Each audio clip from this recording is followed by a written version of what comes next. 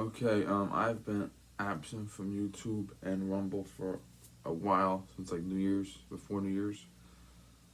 Um, put that into perspective, I've been a little busy. I still work for the police department, but I also started moonlighting. The good news about moonlighting is I make a lot more money, and I have a lot more money to invest in things and buy nice things with. The bad news about moonlighting is less time to do things I want to do, less free time and stuff.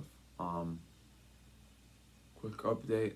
I had an uncle of mine, my mother's little brother, die from the virus.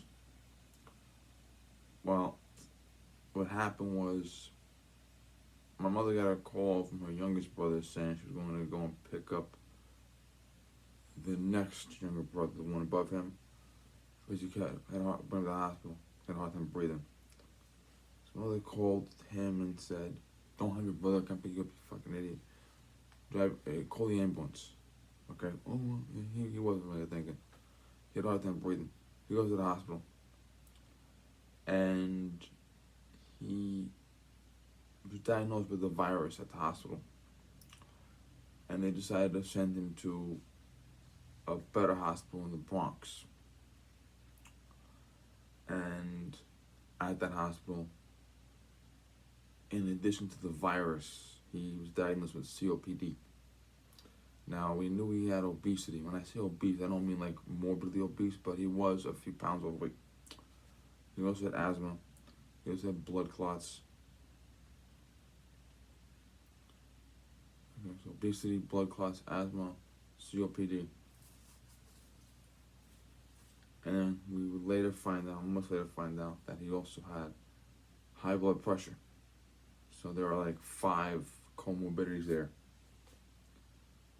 And the virus wasn't doing that great. So they were talking with the doctor. My mother was not allowed to see him, obviously, because he was great, okay?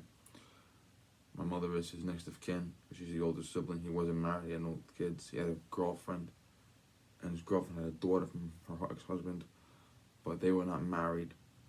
They had been together for many, many, many, many years, like 24 years. But they were not legally married. Therefore, she could not do anything. My mother was next of kin. And the issue was that they were going to try to save his life, obviously. They said that if he did recover, he would have to go to assisted living because his muscle structure was going to be so fucked up from the virus. He wouldn't really want to go anymore. And one Sunday, I'm working overtime at the overnight. I come in the morning. My mother's staying in the foyer, look of death on her face. She said, "Doctor just called. They can't help him." And I said, "Did they call the priest?" And no, call the doctor.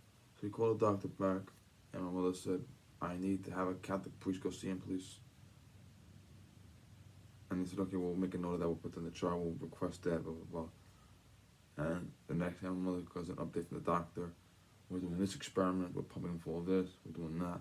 We're doing that. We're doing that." My mother said flat out, "You said he's dead. Why are you punishing him?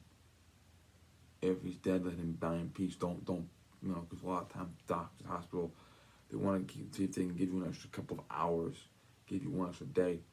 The problem is they punish the shit out of your body when they do that." And my mother said, if he's going to die anyway, leave him in peace. Don't be fucking torturing his body." So,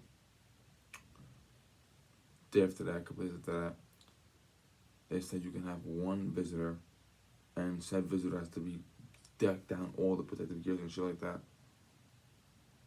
And you can only stay for like 10 minutes. My mother decided to send my uncle, or the little brother, because he has a better mentality of handling things for some reason, we don't know why. And he went to see him. And then, after he left, as he left, the priest, it took 2 days to get the priest. As he was leaving, the priest was coming in. And within an hour of the priest seeing him, we got the call. That was it. Now, I am actively trying not to buy things made in China anymore. And I'm obviously boycotting the Olympics.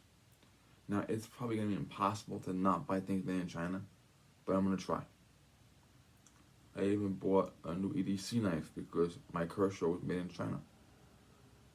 I told my mother point blank, I said I don't feel comfortable carrying gear made in China anymore.